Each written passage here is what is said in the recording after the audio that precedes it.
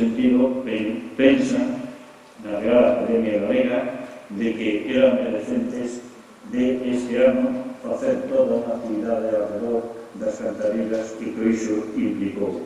No caso concreto da Real Academia o personifica en 4 mulleres, Adolfina e Rosa Casasmera, Rama, de Cerceda, Eva Castiñeira Santos de Muxía, Emanuela Lema, Teresa García e Prudencia e Asunción Garrido Meixenda, integrantes estas 4 últimas das pandereteiras de Mens, que tuveron moita sorte, inclusive a nivel internacional, pero, por todos os respetos, o Centro Regional Cultural, a súa xunta directiva, acordou que este ano, efectivamente, íamos a homenaxear a todas as cantareiras, pero en concreto íamos a centrado nas que temos en este centro.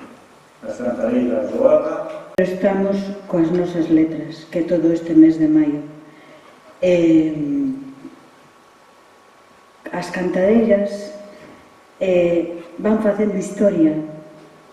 Van facendo historia porque van polos povos, polos barrios, e van recollendo cantigas de fai moitos e moitos anos, para que non se perdan.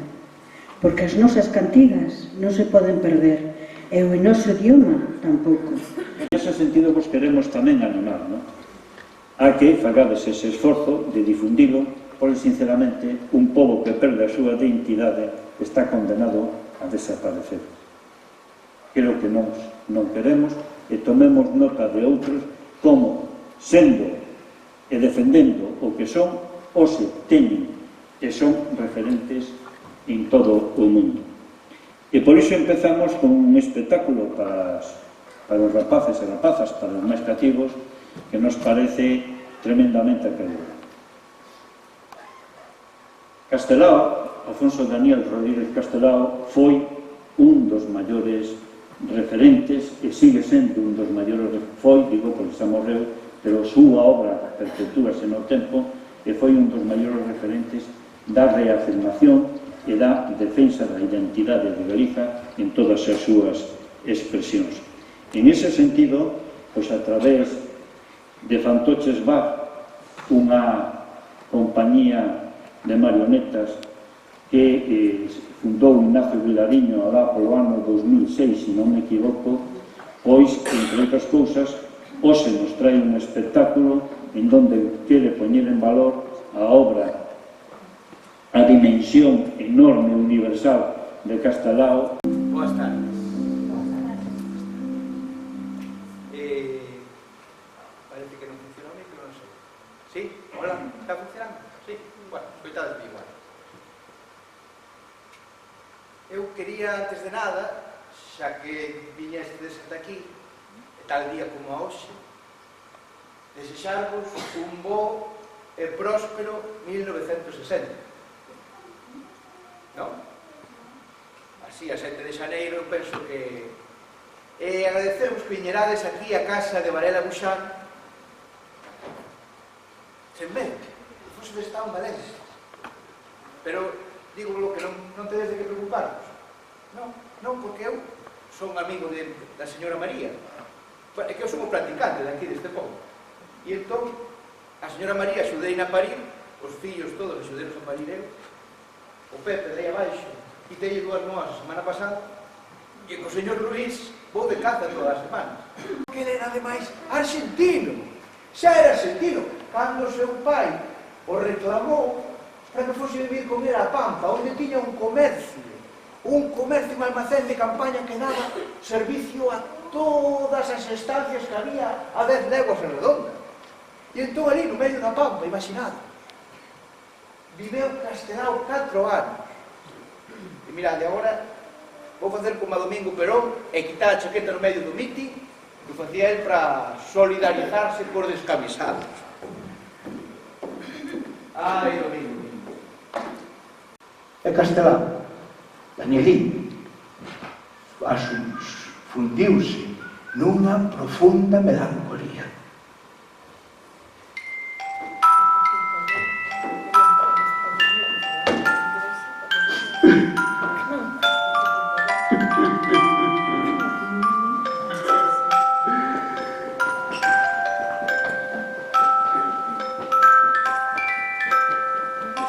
Oh,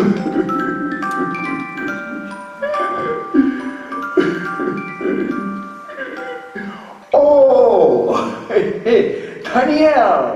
Oh, Daniel!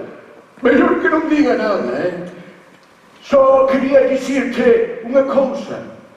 Pois non vexo que me querrá dicir vostede. Unha cousa que eu penso que te vai alegrar moito. Aí sí, pois non vexo eu por qué. Porque agora España ten a frota submarina máis grande do mundo!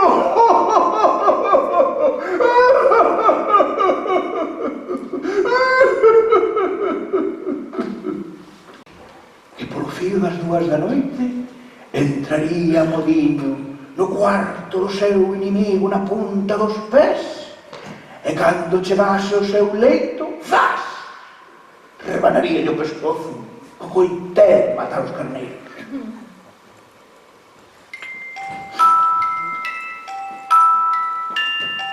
Castelao sentouse no mostrador da tenda do comercio e esperou a que chegase das 2. Por esa que entrou no baile, por esa que entrou agora, bailarei a muilleira, cantarei a noite toda. La la la la la la la la la la la la la la la la la. A verdade que diga, mira que che digo, que o baile é cousa do demo. Esa vela nunha rapaza pobre de ti como non a respetes, Anda. A dama que entrou no baile, que non mantil unha rula, como teu canta con ela, ai que meu que fermosura. La la la la la la la la la la la la la la la la la la. Vamos a ver, sempre coa mesma. Pazo de Oca. É un conto moi bonito. E ali, Castelao aproveita para denunciar a explotación laboral das xornaleiras na casa dos señoritos. Laboral e sexual,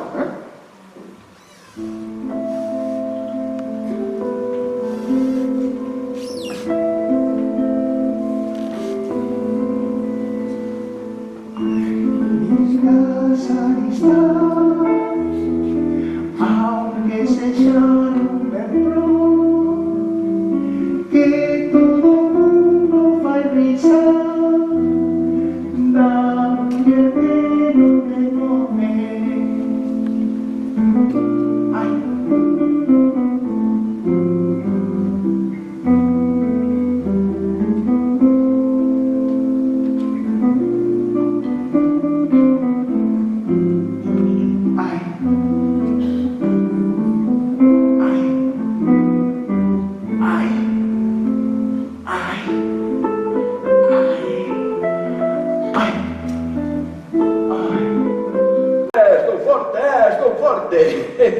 E botarás un baile esta noite, non será, que te parece? Botas un baile.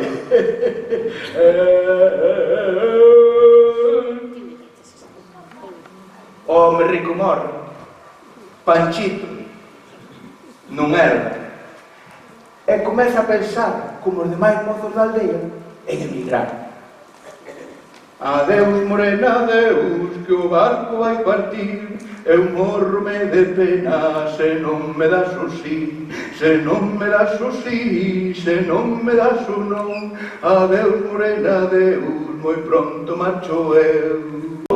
Quero mirarme nas meniñas dos teus ollos, non me deixes e ten compasión de mí. Se ti non podo vivir.